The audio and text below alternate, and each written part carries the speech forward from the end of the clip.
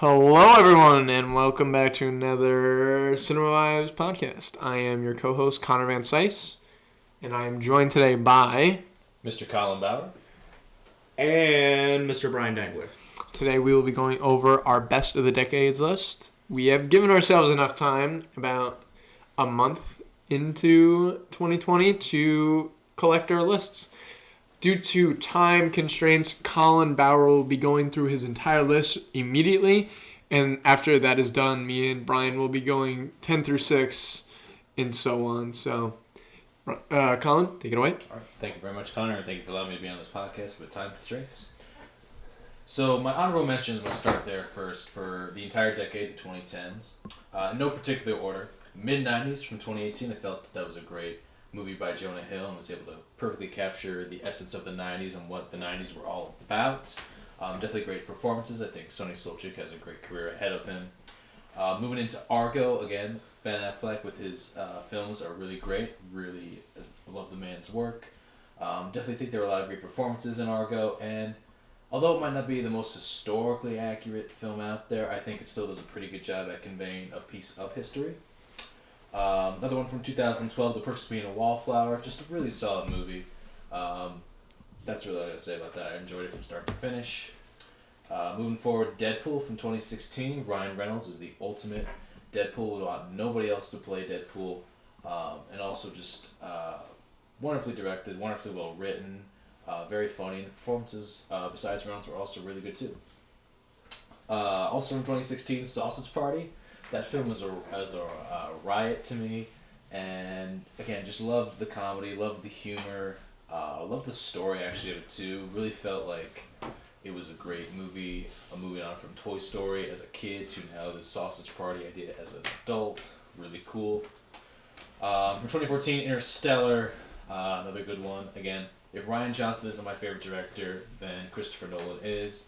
Matthew McConaughey did an amazing job in this movie as well. The score was also really impressive to me, and just an overall great way to kill about 3 hours. It's a long movie, but it's well worth it.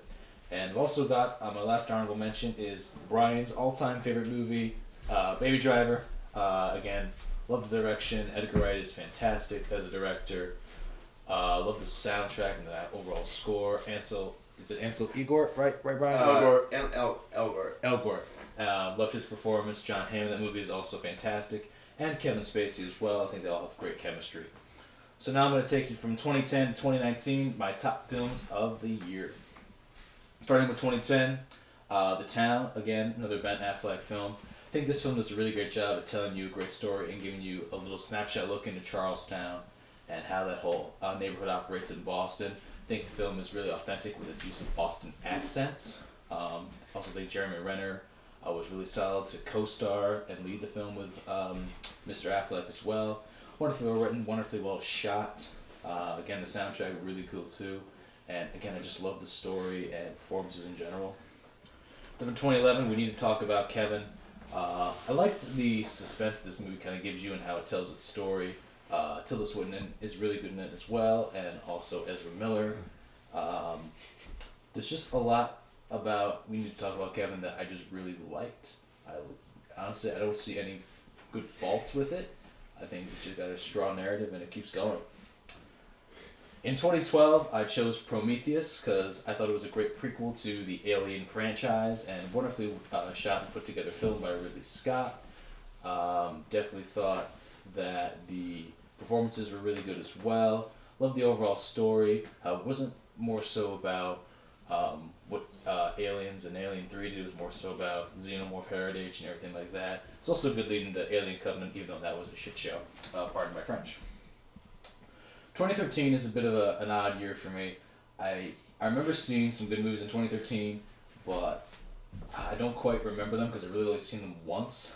But the one I remember the most and loved the most was 12 Years a Slave. I liked the overall performances, and I just felt that it was really cool, really well done. The other movie that I think could have this one is Man of Steel. These guys are over here laughing at me because of my Man of Steel, and I don't know, but 2013. No, we're not laughing. We're not. Anyways, so we're not laughing at you, Colin. Don't worry. That's debatable. No, we're actually not. Continue on with your list. Keep going. All right. Yeah, so 2015, again, like I said, don't really remember it, but 12 Years a Slave was the one I do remember the most. And I liked the score, narrative. Obviously, I'm drawn to narratives in case you haven't noticed a pattern here. 2014, Whiplash. I'm a big music guy as much as I am a film guy, and I think this film does a great job at combining Miles Teller and J.K. Simmons' performances. They're just really good. They have really great chemistry on screen, and it just made me feel like I should strive to be a better musician as well, and just better at all in general. Moving into 2015, Sicario from Denis Villeneuve. Denis Villeneuve. Sicario is just one of those films that it doesn't have a whole lot of dialogue, but when it does, it's really powerful, and the score is what really drives this movie forward. Also, gotta say, Benicio del Toro, Josh Brolin, and Emily Blunt are fantastic in this movie, and cinematography is one of the best I think I've ever seen. Actually, I like this more so than the sequel that came out in 2018. Thank you, Brian. But yes, I love Sicario start to finish, and watch it like every couple months, actually, to be quite honest with you. Moving to 2016, Don't Breathe is my choice for that one.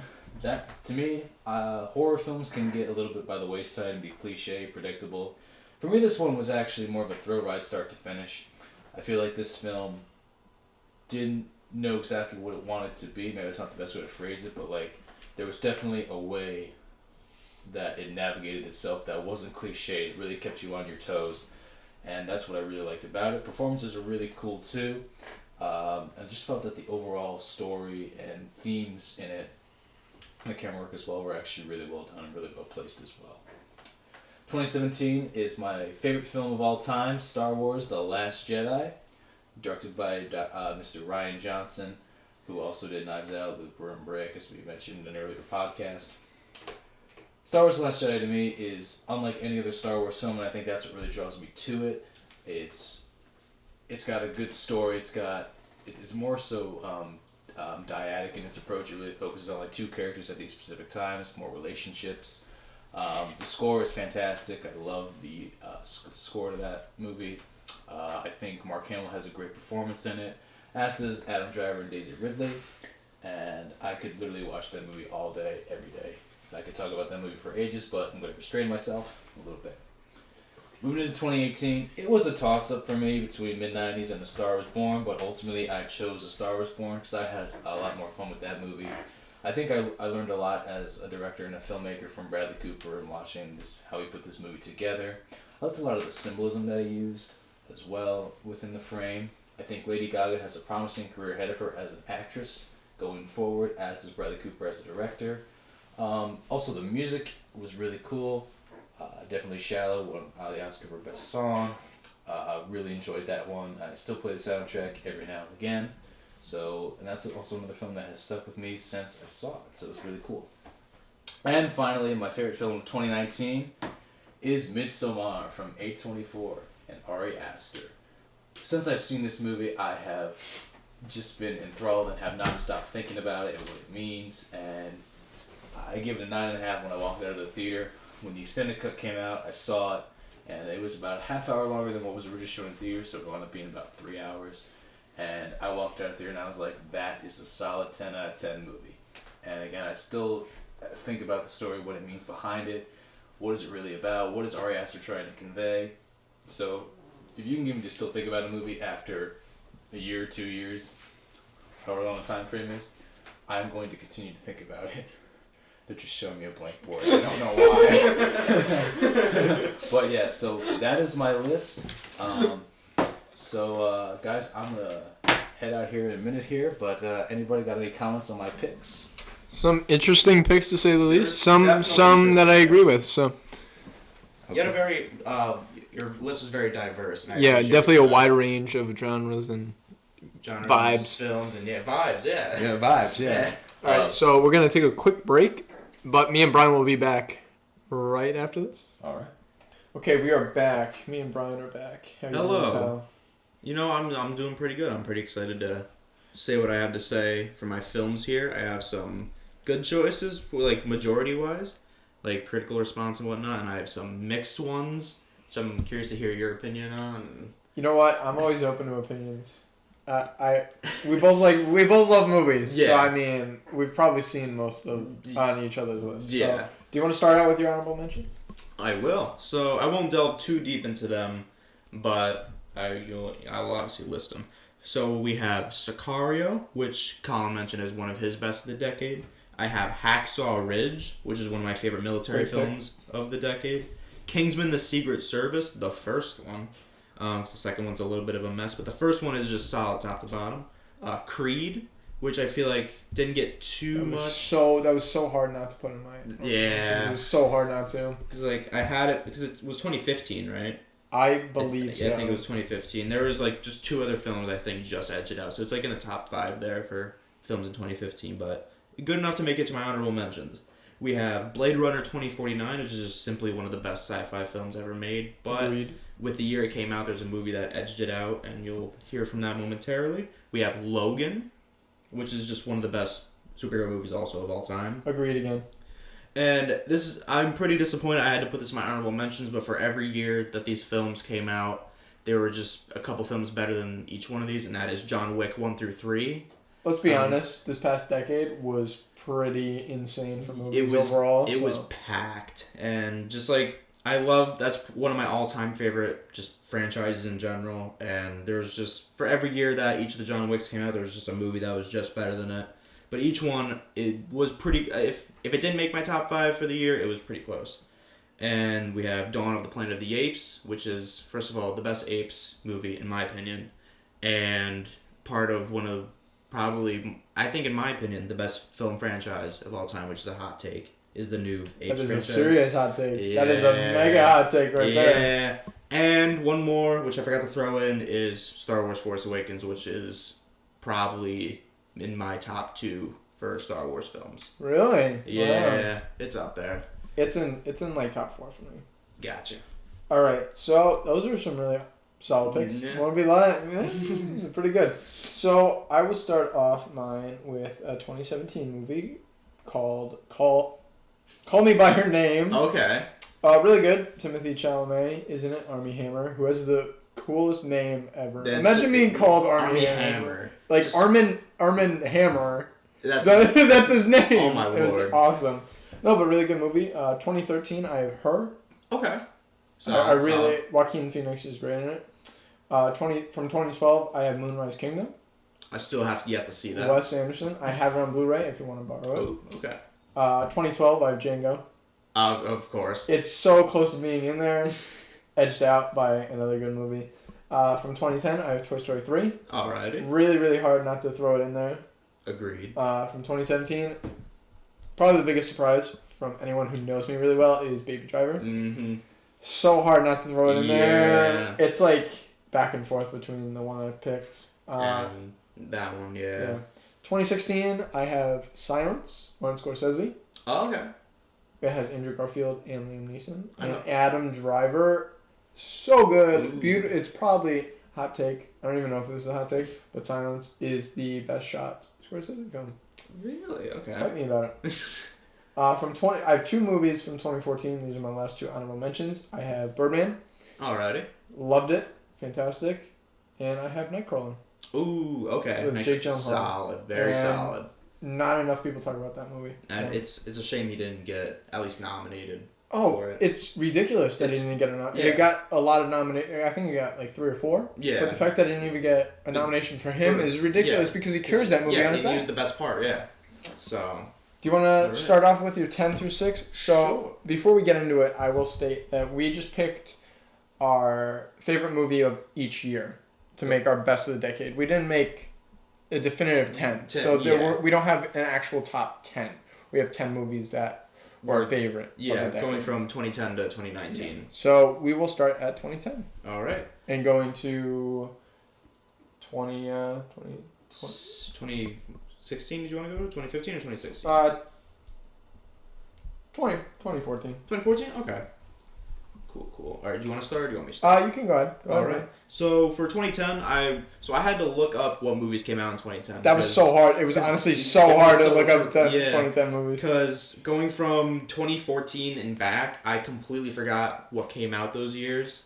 And 2010 was, I only saw one film on there that either I actually watched or legitimately liked, and that is Toy Story 3.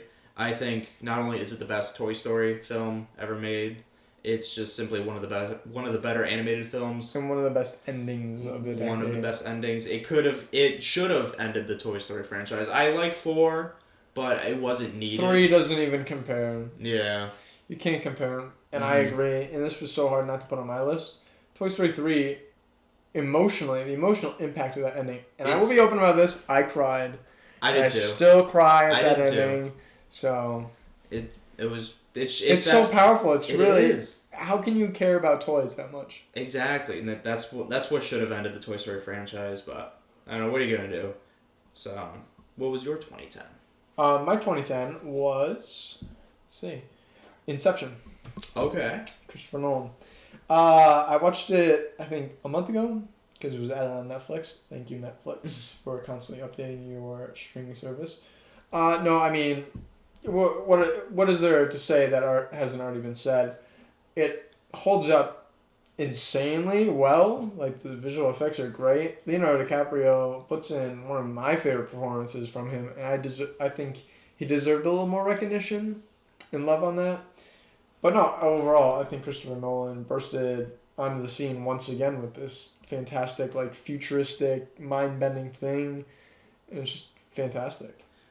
I'm sure Inception would have made my 2010 best film, but I still have yet to see it. You haven't seen it. I know. You need to get on that immediately. I know. What's your 2011? My 2011, so this was a little tough. I looked through all the films that I had seen for that year, and the one I think stood out to me the most, which is one I've seen twice now in the past year, was Drive with Ryan Gosling. That was another one that I had so many honorable mentions, and I just couldn't fit. There were so many great movies. So with Drive, I didn't know what to think going in. I had only heard good things about it. It flew under the radar because it was at festivals. And I don't even think it got like 1 or 2 nominations, I think, at the Oscars. I think it maybe got like soundtrack and cinematography, maybe. But I know Ryan Gosling didn't get, or maybe Ryan Gosling did get nominated. Double check. Keep talking. But it's a film that totally catches you off guard. So the first like half could have gotten away with being rated PG-13. And then it goes batshit. It just like literally in a split second, there's just mass violence and just gore, and it catches you so off. It's a huge left hook out of nowhere. IMDb has it getting nominated for no Oscars. No Oscars. Jeez, I thought I got nominated for at least one thing. But in my opinion, it's Ryan Gosling's best role that he's done, and he doesn't even have a name in it. They never say his name. In the end credits, he's listed as driver. If that's not insane enough, it's just a film you simply just have to watch. It's so underrated. No one talks about it anymore. One of the best soundtracks of that year. Very good cinematography. Very good performance. Very synthy soundtrack. And by the way, I stand corrected. It was nominated for Best Achievement in Sound Editing. Oh, gosh. Which makes sense. Very good sound editing, but... And it was nominated for Golden Globe for Actor in a Supporting Role. Really? Albert Brooks? Oh, see, that makes sense. Interesting. Yeah, he was good. Honestly, everyone was very good in that film. No, I mean, even Bryan Cranston came out with a fantastic performance. Yeah. Did not expect him to be in it, because I knew... Going in, I didn't know anything. I didn't know anything. I hadn't even seen the trailer. I heard the trailer and the movie are so separate. Yeah, because I've heard... Yeah, even Jared... I think... Well, Jared was the first one to actually see it out of all of us. And he said the trailer is very different compared to the actual final film. Like, the trailer depicts almost a near action movie, and that's not even This close. Is a slow burn. It is definitely a slow burn. If you're looking for, like, an action-packed, like, Fast and Furious movie, you're not going to get it. Drive is not it for you. But if you're in it for a plot-driven, slow burn... narrative. Near character study, in a way...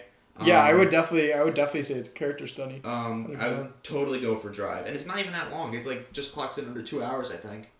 It's like an hour 50 or something along those lines. I think Connor's checking it right now.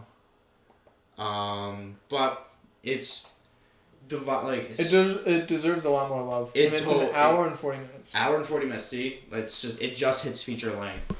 You simply put, if you're able to get your hands on it, or if it's on any streaming platforms, Watch it. I think it might be still on Netflix. Netflix. Totally check it out. In my opinion, Ryan Gosling's best film. So my 2011 is a pretty. I don't know if you can consider this a hot take, but I grew up reading this book called Hugo Cabret.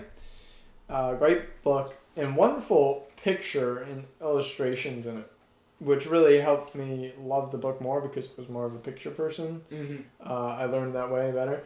But my 2011 is Hugo, directed by Martin Scorsese, which people forget that he directed Hugo, a kids movie that, if I'm not mistaken, is rated Let's see. PG. PG from Martin Scorsese. Yeah, it's a PG movie from Martin Scorsese, and it's 2 hours and 6 minutes, which is quite a long movie. And at times, I won't lie, it feels like that, but at the whole time, I felt engaged. I somehow he is able to craft this in a way where it's like an art house film, but it also is a family film that I feel like you can sit down and talk to your kids about it. Easily. Also, two standouts in that movie is Asa Butterfield and Sacha Baron Cohen. Okay. Two really good performances, and even Ben Kingsley, Ben Kingsley is such a talented and experienced actor that Easily. And it was also nominated for 5 Oscars, which is insane. But coming from Scorsese, it's not surprising that's coming from Scorsese, but the fact that he did a PG movie and it's still just as good as anything else he's made. Oh, it's up there. In recent Easily. memory, yeah. Oh, it's up there. It's easily going from a guy who makes hard R mom movies. Something like Taxi Driver Yeah. to him going and making Hugo. It's just insane. nuts.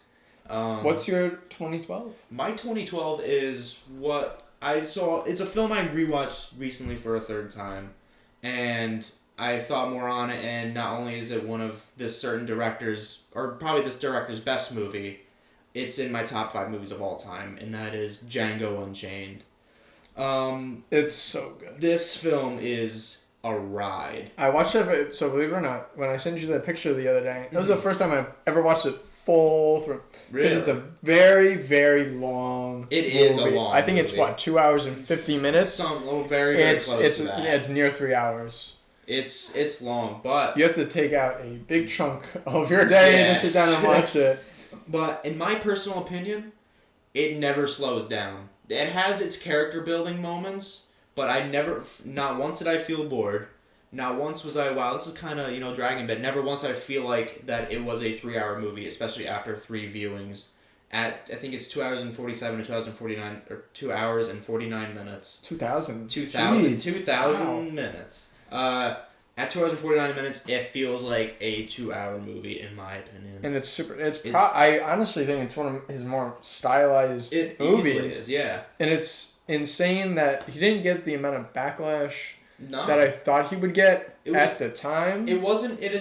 It's crazy because most of it wasn't even from critics, which is typically what most Just from- backlash comes from. Just yeah. casual audiences. Yeah, because they don't know the backstory behind They it. don't know the backstory. They don't know Tarantino. People forget that there's a lot of N-word drops in the Yes. movie. There's There are a a lot. lot. And there's, And it there's can a be- lot it of can be a imagery that is, but it has to do with that era. That's Exactly. what happened. Yeah, exactly. People went through that. And, people, general audiences forget that. That Exactly. it's historically accurate for the most part. It is. It is very heavy. But it's not too on the nose with accuracy in terms of, let's go with action. The action, it's super subtle. It's subtle, but it's over. when it goes off, it goes off. And there's one scene that I've watched multiple times over just because of how insane it is, and it's just one of my favorite action scenes of all time. Maybe even one of my favorite scenes of all time is just simply labeled the Candyland shootout, and the amount of It's blood. a great scene. I think that it held a record for the longest time of most blood used on It's insane. a movie. It's like what guns are able to do in that scene is It defies the laws of It's the physics. equivalent to like an anti-aircraft gun used on Navy ships. They're like revolvers are like hitting triple collaterals on people, and it's just people's like are just exploding from revolvers. It's super Tarantino-esque. I had no choice but to love it. Looking, I want to delve into Tarantino a little bit here. Mm-hmm. Delving into his movies, like looking at Once Upon a Time in Hollywood and watching his previous movies, even watching Kill Bill. Hollywood is so vastly different than anything, and I can understand the hate because it's a very slow movie. Not much happens to the end, but you got to remember, every director controls their own career. Exactly. You can't tell him not to make it if he wants to make the movie, and it's clearly a different take on anything he's done before. Yeah. Until the ending, where it's like, okay, It's you can tell this is Tarantino. Tarantino, yeah. But no, it's such a slow build up, and Django is like one of, in my opinion, it's one of my favorites Like, just of all time. Yeah, so. it's not only is it my favorite Tarantino movie, it's in my top 5, I believe, for just movies of all time. Jamie Foxx, I think, has the best role of his career in Agreed. that movie. Have you seen Ray? I have not. He's really good. Ooh. I've seen like the first half of it because it was on TV or something like that. But I think he gets to expand himself more in this movie than any other role. And also Christoph Waltz in this. He cannot do wrong. He cannot do wrong. And also, if he had never done Inglourious Basterds, which I think is his best role of all time. It's one of my favorite performances of all time. Easily. And if he had never did that, I think this would be... it's definitely up there, but if he didn't do Inglourious Basterds, I think this could be his all-time best role because he's just... Every time he's so enjoyable. He is. Every time he's on screen, he steals the scene. He has this certain charm. He does. He totally does. And just Django Unchained. An easy 10 out of 10 for me. Right. So I have another Scorsese movie. Ooh, it's a okay. back-to-back. I have Wolf of Wall Street for 2012. Alrighty. I wasn't crazy about it the first time I watched it because it made me kind of angry. Like, it made me really, angry. I can't even explain why. I was my heart was pounding at the end of it. Okay. But on rewatch, this is probably one of the most rewatchable movies on my list, and in general, I get a kick out of this all the time. The fact that DiCaprio didn't even win for this, but he won for Revenant is mind-blowing to me because you can tell how much he's having fun in this movie. Easily. Jonah Hill's great in it. Scorsese clearly is having the time of his life directing it because it's super stylized even for Scorsese. Yeah. The editing is great. The cinematography is pretty solid. I don't think it's his best. But it's above average. It's above. I mean, it's Scorsese. He can't really go wrong. I have so much fun with it, and I just, I think about it a lot. And I revisit it probably at least once every month. So, easy for me to be in the list. What's your 2013? Okay, so because I know you had tough stuff here. I had some change. 2013 was the hardest year for me to do. There was not a single film that really jumped out at me. It was a pretty slow year. It was a slow year, and I had to look back, and there were multiple films that were in that spot. There were some films I considered, and I'm just going to tell you just a few films that I thought about putting in. So, one was Gravity, which it was nominated for Best Picture. Alfonso Cuarón. Very good. Nice space thriller. What else was in there? Captain Phillips was my choice for the longest time. I took it out because I had only seen it once, and I haven't seen it in a while, so there's not much I can say about it. I think I also fell asleep a little bit towards the end. It's a pretty slow. It is a slow.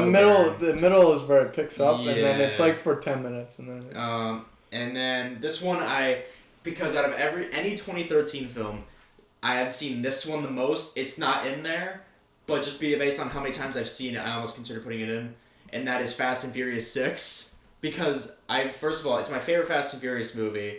And I've also seen it the most out of any 2013 film. But I had to go with quality over technically quantity, because that was the 6th Fast and Furious. And this one is just a pure fun movie. It has some darker tones. It's a different take on sci-fi a little bit. it made me feel like a kid again, and that is Pacific Rim. I decided It's on so that. much fun. It is a very fun movie. It's a little disappointing that Pacific Rim Uprising didn't meet that standard. They also didn't have Yeah, who saw that movie? Yeah, it was fun, but like it was nowhere near the first one. The first one is essentially it's just Power Rangers almost. Guillermo del Toro, man. Guillermo del Toro, he crafted a near adult version of Power Rangers, and Oh, 100%. Oh my god, yeah, 100%. That's a perfect comparison right there. Jeez.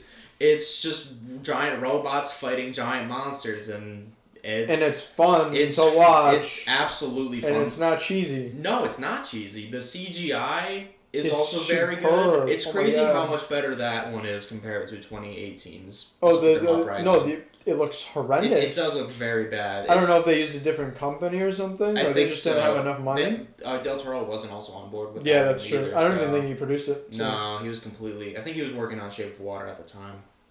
But Pacific Rim, that's the film I had to go with, just based on quality and just amount of fun it is. And Del Toro you could tell he was having fun with this. Oh, 100%. He just wanted to make adult Power Rangers, and that's exactly what he did. And so that is my 2013 pick for best of the year. So this was really hard for me because I have her in my honorable mentions, but I have another Joaquin Phoenix movie in the spot. I have The Master. Okay. It's a very cliche pick. It's on top of many people's list as the best of the decade. And honestly, I can see why. Joaquin Phoenix, in my opinion, that's his best performance. Say what you want about Joker. I think it's a great performance, but it does not match his broken army veteran character, and his performance is groundbreaking and insane to watch because he's playing this hurt person, and he just plays it. It's such an interesting character study, and unfortunately, it has the late great Philip Seymour Hoffman, who is enjoyable in every movie he's in. He was a spectacular actor, and this made me miss him even more. I remember watching him in the Hunger Games movies. That's what I remember him from. It wasn't until I got into film where I started expanding my palette and seeing more movies with him in it. It's, there's this deeper meaning with Scientology and stuff like that. I had to read into it because I had to, it's a movie where you get it or you don't, or you have to read into it more, and I had to read into it more. I really want to revisit it because of how many layers are added to Joaquin's character over the runtime, and it was so much fun to watch. Oh, easily. I still have to check it out at some point. He was nominated though, right? I believe he was. He was. It was one of his. Yeah. So I was looking back at 2013 nominees for the 2014 Oscars, and I believe he was in there, which is good. I've definitely heard that this is one of his better roles. I'm like just introduced to him this past year. I finally saw 2 of the movies that he's in. Yes, it was the 3 nominations that this movie got were for performances. So Amy Adams, one of her many nominations. Philip Seymour Hoffman, of course, was nominated, and Joaquin Phoenix. Alrighty. Brian, what is your 2014? So my 2014, this was a toss-up between 2 separate movies. The first one that I had in there was Dawn of the Planet of the Apes, which was in my honorable mentions. It was one of the last few films I had mentioned. I think that one is simply just one of the best Apes movies ever made. It's a masterpiece. But there's something else that edged it out just slightly. It's based on this one absolutely amazing performance, one of the best performances I've ever seen, and that is Nightcrawler. And it's... first of all, one of the biggest snubs in Oscar history. I want to remember. Jake Gyllenhaal. It got a few. It got a few nominations, I think, but the fact that Gyllenhaal, the man that carried the film, wasn't even nominated. He was nominated for 1 Oscar, which is original screenplay. For Dan Gilroy, which is good. I think that's. I agree. That's another one I deserve. Gyllenhaal got a Golden Globe nomination. Good. But he didn't get a nomination for the Academy. He also got a BAFTA nomination. Okay. And a Screen Actors Oh my god, he got a SAG for it too. Oh my god. looking back on this, he got so He many. got so many, and then just nothing for. That is the ridiculous. Academy. I did not know that. That is ridiculous.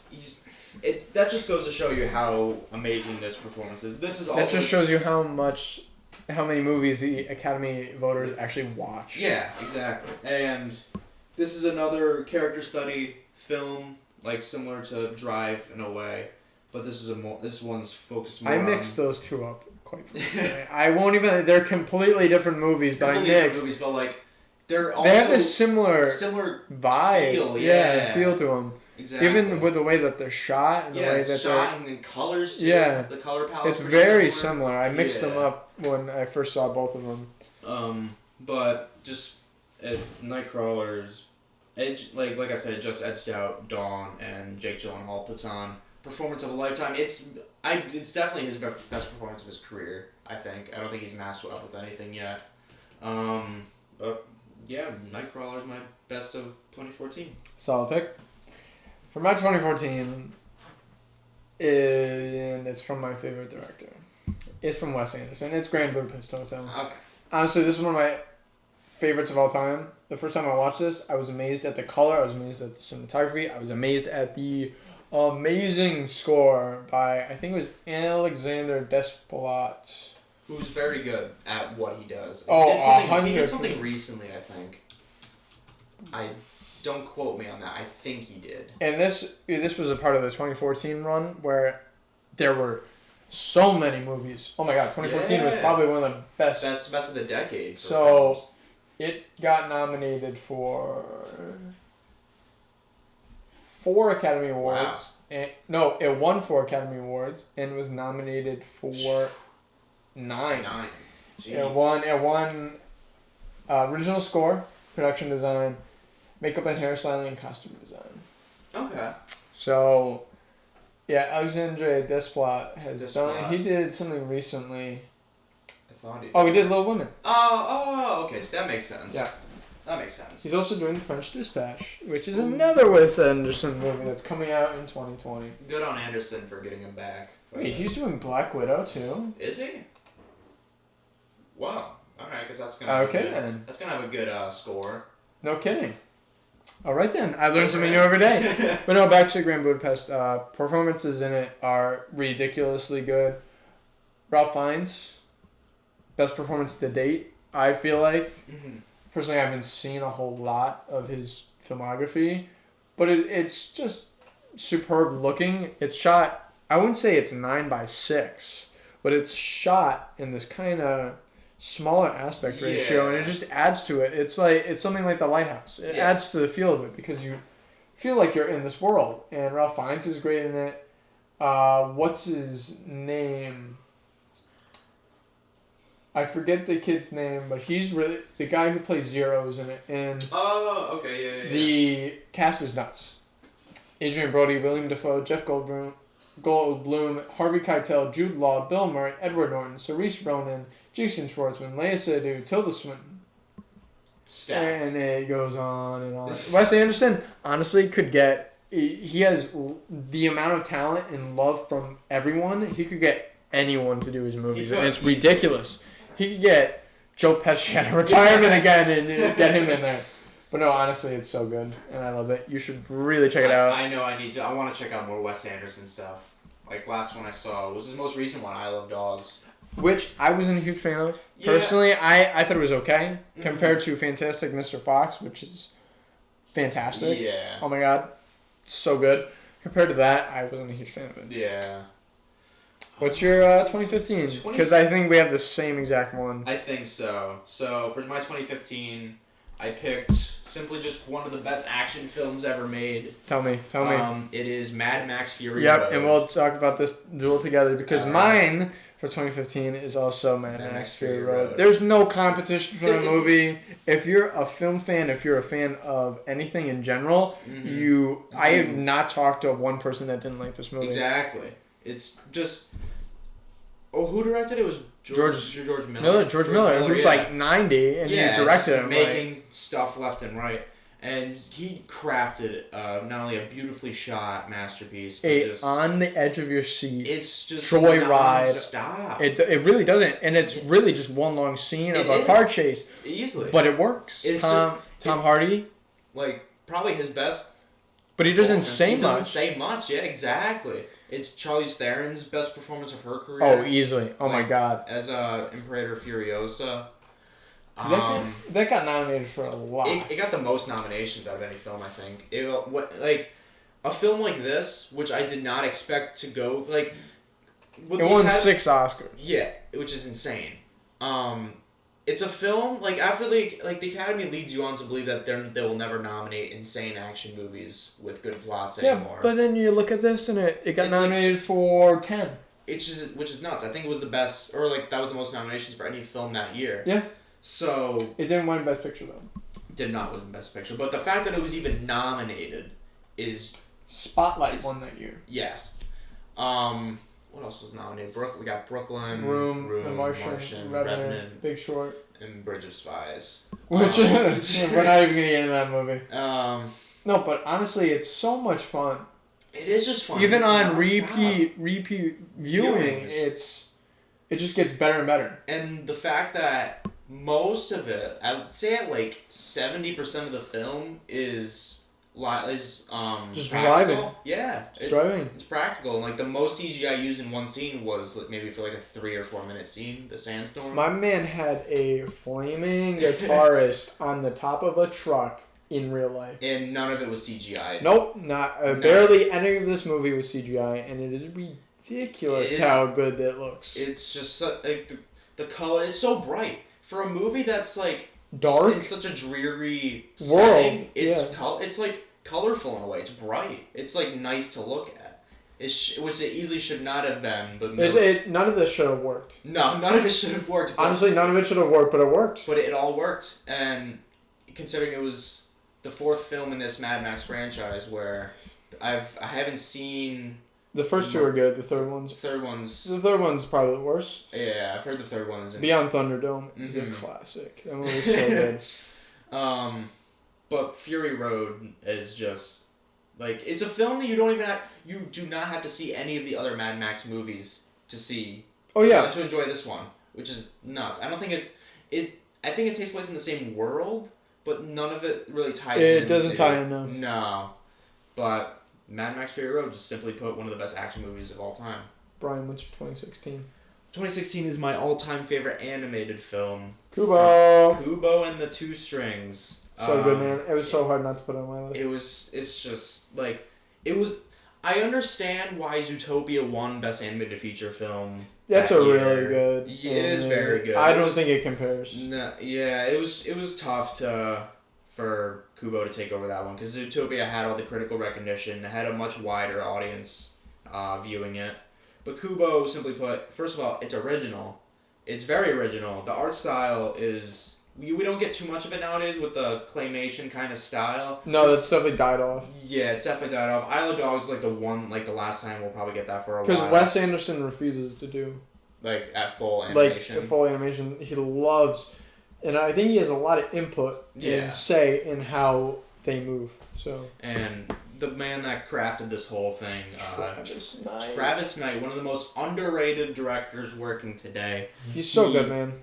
Not only I think he definitely helped make every other Leica film, which is the company that made this. Like he helped make Coraline and Box Trolls. He's produced a lot of them. Yeah, and this is the first one he actually full on directed, and you can definitely tell that because he's very good at what he does. He single-handedly saved the entire Transformers franchise. But then it died right after. Yes, and then it died right after. And then he was on board with the Uncharted movie, and then now that's gone. That's basically gone. He dropped out because it was taking way too long. But it's original. The animation style is great. Performances are all great. Charlize Theron, I think it's Charlize Theron, isn't it? She plays the monkey. To my knowledge. Oh yeah. I think you're right. She steals the show every scene that her character's in. I personally think it should have gone for Best Picture that year. But they still haven't adapted that whole documentary, and animation Yeah. art films too. and they were Yeah, which is nominated. nuts. Like the last time I think of Toy Story 3. Toy Story 3 or Up. Oh, Up was before that. Was Toy Story 3 nominated for Best Picture? Or was it just animated? Toy Story 3 was nominated for Best Picture. Was it? I don't think Up was. Oh, okay. Which Up was so hard not to put on this list. But yeah, Kubo and Two Strings, my all-time favorite animated film. Yeah, that's pretty much all I have to say about that. What is your 2016? Denis Villeneuve's Arrival. I thoroughly love this movie. I love it more than I probably should, to be honest. It's very mixed among people. I think Amy Adams brings her A game in this one. Jeremy Renner, surprisingly, is fantastic in the movie. I don't know how.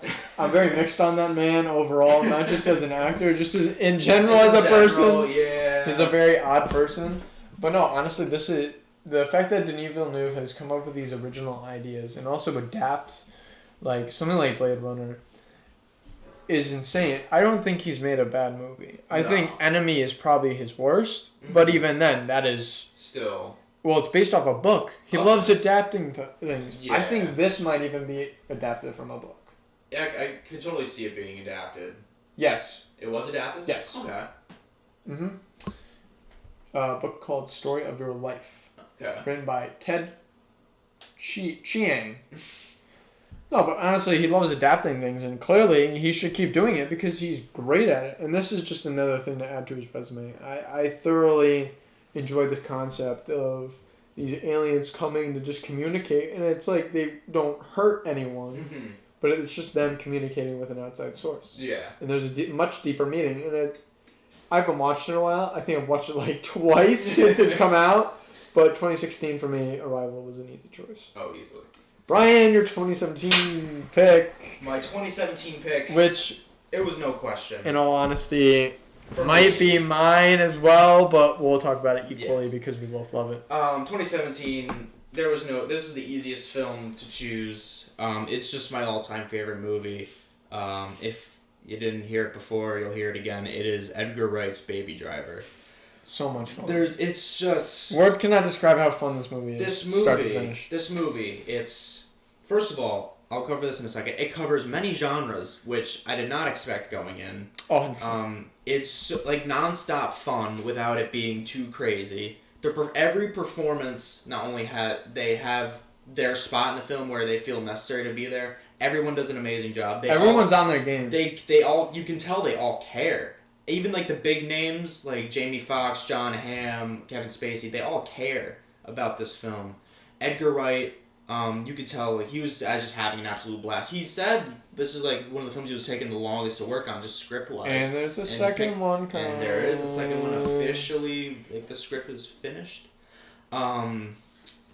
Just this film like I mentioned before. This film covers many genres. It's an action movie. It's a comedy. It's a drama. It's a crime thriller. And this is a hot take. Also has one of the best soundtracks. One of the best soundtracks of all time, I think, for a movie. And this is somehow a hot take with some people. I don't understand it. I think it's clear cut that it is also considered a musical because it hinges on its music, where the music is almost its own character. There's not many other movies that have come openly out. say that. Yeah, exactly. There's not many other movies that come out where distinctively this music has its own part in the film, where it's like the action wrapping around the beats on some songs, or gunshots, or punches, or whatever, and just the music like has an arc of its own. It goes from like very light and poppy and happy, and then it just has this huge arc into like some darker stuff when the film really starts to go just fly off the hinges with characters losing their minds and stuff. By the end of it's insane. It is very insane. It's one of the best, in my opinion, I can't say the best film of all time. It's my favorite film of all time. It's your favorite. It is personally my favorite film of all time. Remember, film is subjective. It's my favorite heist film of all time, my favorite action movie of all time, my favorite crime thriller of all time, favorite musical. It covers everything. It has a little bit of everything for everyone. Even if you don't like, it's almost like a Drive thing where it's like the action, up until the action or like the people start dying, it's a PG-13 movie. Just aside from the F-bombs, because you're only allowed, I think, one F-bomb in a PG-13 movie or something like that. Yeah, I think you're allowed a max of 2. Yeah, like they drop multiple ones up until that point. So it's aside from that, it's basically a PG-13 movie, but the violence catches you so off guard, and I feel like it comes in at the perfect time. It doesn't come in too late, too early. Once it starts happening, yeah, it hits you. Once it starts happening, it makes sense. And that's why Baby Driver is not only my favorite movie of 2017, it's my favorite movie of all time. Connor. So this will be my top 10 favorite movies of all time. It's Logan. Okay. Personally, I think it's the best superhero film ever made because of how different and strangely, it's like you step into a whole new world with this. Exactly. Leading up, you've seen the Guardians of the Galaxy, you've seen, Iron Man and all this. Avengers. Yeah, you've seen, the cliche superhero movie. Yeah. As much as I love a lot of those movies, a lot of them are the same. This is a breath of fresh air if I've ever seen one. Easily. And boy, does it hit hard at the end. I saw this 4 times in theaters. I cried every time. I kid you not. It is a hard movie to watch if you've grown up watching Hugh Jackman in the lead role. I can't say anything about it that hasn't already been said. Yeah. People think Joker is a breath of fresh air. Take a few steps back and look at this movie because I remember people flipping out when this came out, but then it's died out and lost all this love for it, and it's no one talks about it anymore. It's insane.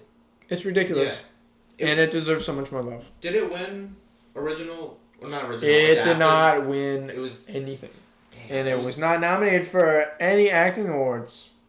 Dang, Hugh Jackman should have gotten at least nominated. Or Patrick Stewart. It's very true. Patrick Stewart's performance is amazing. Yeah, it's true. The film is just like you said, it's a breath of fresh air, and it's just dirty and grimy. Kinda. And it feels yucky, but you want to keep watching where it's you just keep going down this road and it just gets grimy and stuff keeps going worse and worse for Hugh Jackman's Wolverine, and just everyone involved with him. Yeah, it's a total breath of fresh air. We need more, I think, rated R superhero movies, and we do, and good ones at that. Yes, not shitty gore fests that don't. This is a gore fest. Yeah, but it's welcome. It all makes sense because that's Wolverine. That's Wolverine in the comics. It's what he needed up until this point.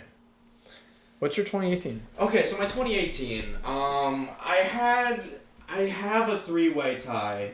That's fine. That's perfectly fine. Go ahead. Alrighty, so before this, I had an undisputed number 1 with 2 close runner-ups, but I thought about it and I have a 3-way tie for this. So we have what still technically is my favorite film of 2018, Searching, is first of all in a semi-original idea. It was done a little bit. I read later that it was kind of based off a lot of internet stories. Okay.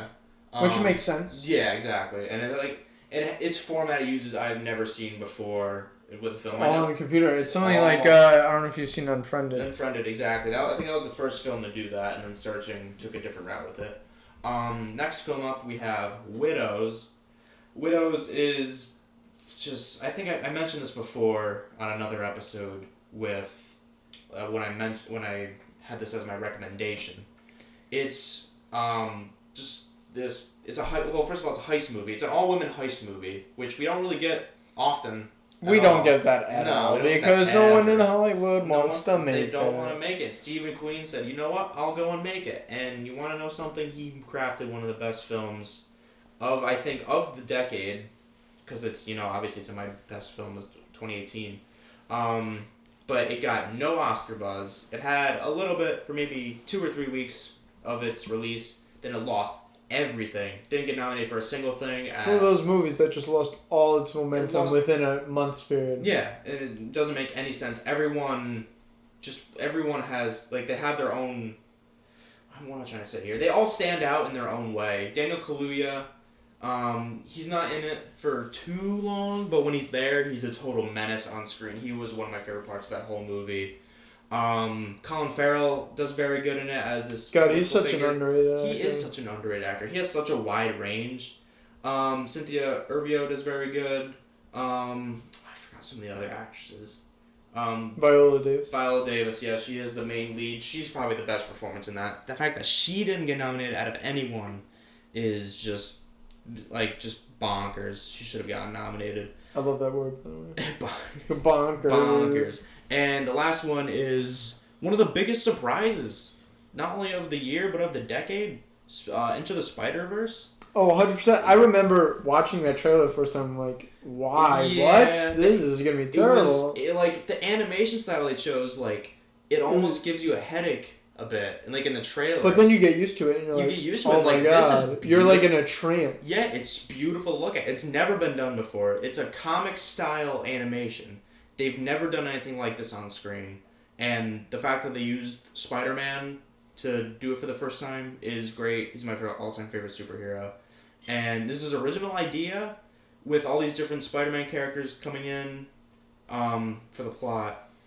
And it won Best Animated Feature at the Oscars Thank and God. the Golden Globes. Oh my God. It broke the trend for Disney movies constantly. Disney and Pixar, yeah. It was the first movie to And win. who's talking about Incredibles, too? Yeah. It was the best. It was the first non-Disney movie to win Best Animated Feature at the Oscars since Rango in 2012 or 2013. It was the That last, movie is the legendary. last one. And it deserved the entire world for it. But that Great three picks, Yeah, man. that is my three-way tie. So, for me, this one hits hard. You talk about this year with Honey Boy being like a storytelling aspect of someone's life. No, we're gonna go with Roma on this one. Alfonso Cuarón has crafted a almost biopic-ish story of himself, and it's in black and white. And Yalitza Aparicio, thank God she was nominated. She was amazing in it. They love nominating people that have never acted before, and boy, am I happy that she got a nomination. This movie is beautiful. It nearly, almost made me cry. Really, words cannot describe how angry I was that it didn't win. That it didn't win Best Picture in that Green Book. Because it was one. favorite. It was the favorite Yeah. for 4 months in advance. Which is nuts. And then it didn't win, but honestly, I love it, and it's totally going in my best of the decade. And at least it won Best Foreign, right? Yeah, it's like Parasite this year. Parasite doesn't win, it's gonna be like Parasite. Yeah. I still have yet to see that one, but that's how I'm looking forward to seeing You haven't seen Parasite? No, not Parasite. Oh, Roma. I yeah. saw Parasite with you. Oh, that's. I'm an idiot. Don't. Yeah. Brian, what's your 2019? So my 2019, this was a little bit of a toss-up in a way. So the one I thought about a little bit was 1917, but 1917 is caught in this state of limbo where it is technically a 2019 release, but since I had such It was a wide release in 2020. Yeah, wide release in like the second week of January. Very, very, very limited release in 2019. So they did that so get caught up in all the wars and stuff. But 2019, I went with originally what was and still is my best film of 2019, Avengers Endgame. In my opinion. Wow. Yeah, I went with Endgame. Crazy. I went with, simply put, I think the best superhero film of all time. I know you said Logan is. Logan's definitely up there for me. Logan It's like top and three. Endgame for me. It's like Yeah. It's a very close battle between those two. Logan is satisfaction of finally getting to see a character in a comic book accurate way, and Endgame just being completely blown away and satisfied to all ends with exactly. the Endgame. So And it's like the fact that they used 11 years to build up this movie and they ended it perfectly. Like, if the entire MCU ended right then and there, I wouldn't have been disappointed because they closed out many storylines. It's just superhero perfection. The Russos really crafted something beautiful here. The last half an hour to 40 minutes is some of the best superhero. Like, it's not only some of the best superhero film like just the best on-screen scene. stuff. Oh my yeah. god. And just the best superhero action scenes, and like that 40 minutes is just that could win its own award for how just amazing it is. That whole scene was worth the 11-year build up. It also being 3 hours was It works. It works.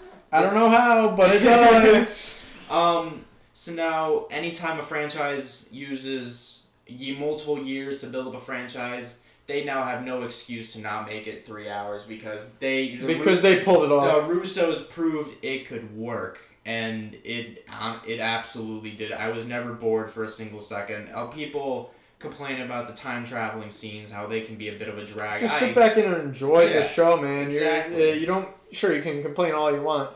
We're just here for the ride and the end of this saga. Exactly. It's different from anything the MCU's ever done, but I thoroughly enjoyed it. It was all it all moved so quickly. Once the film ended, I was so shocked that 3 hours had just passed by that insanely fast. Once it ended, I felt like it hadn't ended, which I can't say that about many other films I've ever seen. Maybe even any other. You film didn't I've want ever it seen. to end. You did want it to end. Once the main baddie Thanos, if you haven't seen Endgame, I apologize. Once he dies, If you haven't seen Endgame by this time, woo, spoilers for Endgame, woo. If you haven't somehow seen it, once Thanos dies, I almost felt like that wasn't the end, even though it was a satisfying way for the character, for that Titan to just be swept away with the snap. But all in all, amazing performances. I'm a little disappointed Robert Downey Jr. lost all his momentum for Best Actor. Oh, he lost it immediately. He lost it. He had it for the first month. Everyone was campaigning for it, and then he immediately and lost I think it. even Marvel and the Russo brothers were like, oh, wait, we're going to be done campaigning for this. Yeah. Let's just move on. But all in all, Avengers Endgame, my favorite film of 2019, my favorite superhero film of all time. Solid pick. Connor, what do you got? This brings me such joy to say this. Because for the longest time, I don't know why I denied it. It's my favorite movie of 2019 and probably, honestly, top 5 of the decade. Maybe even the best of the decade. It's Parasite. Mm-hmm. Bong Joon-ho. Man, what a dude. I hope this wins every award it's nominated for. I know that it's not. It's a foreign film, yes, get over it. Read the subtitles, it's not that hard. Just look down, it's 1-inch barrier. Yeah, you just have to hop over that and then you're good. Yeah, and then you're good. And then you can enjoy films that not a lot of people watch. But honestly, from the direction to the performances to the production design, they built that house. They built mainly all of what you see in the movie. It's brilliant. I've said this way too many times, but words cannot describe how good this movie is and how great these performances are. And I fully think this deserves Best Picture win, but Mr. Mendez is going to come out of nowhere and steal it from him. Probably. Most likely. Probably. No, honestly, I could delve deep in that movie, but we'd be here for another hour. That is true. That is very true. Solid pick. Very solid pick. I thoroughly enjoyed that movie. Yeah, I mean, it's a fun movie to watch. Yes. And it also, the biggest compliment I can give it is it feels like it's directed by 5 different people, but it works. It somehow works. I don't know how it does, but it does. And the momentum of it is nuts. It is off the walls bonkers of how fast that movie goes, but it's 2 hours and 30 minutes. Yeah. It's crazy. It's nuts. It's awesome. No, but this was solid list, man. Yeah, you got a solid list as well. We have decent tastes in film, I'd say. We have very similar tastes. Yeah, very similar with the vast range that we like to view. You got anything else? Not much. I'm just excited for this decade is going to be very interesting. Moving on from superhero movies, I feel like this is going to be the decade where we start to see the decline of it slightly. Not so much in the first few years, but maybe around 2025, 2026, I think we'll definitely start to see a decline. I think this is the year that indie film companies, whether it's A24, especially Neon, RLJE, even though they still make smaller films, I feel like that's A24. I told Connor this a few days ago. A24 is essentially not A24. RLJE is a poor man's A24. You should check out some of their films. No, I'm just super looking forward to seeing what There's so much great talent, whether that's There is. behind the camera or in front of the camera, coming our way this decade. Whether it's Florence Pugh, whether it's someone like Edgar Wright, who still has so much more to show. Yeah. Ari Aster, The Safdie Robert brothers. Eggers, the Safdie brothers, who I hope Hollywood and the Academy starts to look at Yeah. for once. Exactly. For the Academy needs to recognize them because they're not going away. So I feel like Uncut Gems, which needs to be mentioned here, Yes. is fantastic, but I think it's finally their opportunity and their way of stepping into the mainstream. Yes. Because I feel like you're not going back. No. There's no way that they're going to step back into the Good Time era, or I don't know if you've seen this, but Heaven Knows What. Heaven knows what, or like Daddy Longlegs. Yeah. They make Daddy Yeah. Longlegs? Yeah. They're not going to be. There's no way that they're going back there. Yeah. It's all forwards now. They're already on this train. People are jumping on the hype train of the Safdie brothers. So am I. Mm-hmm.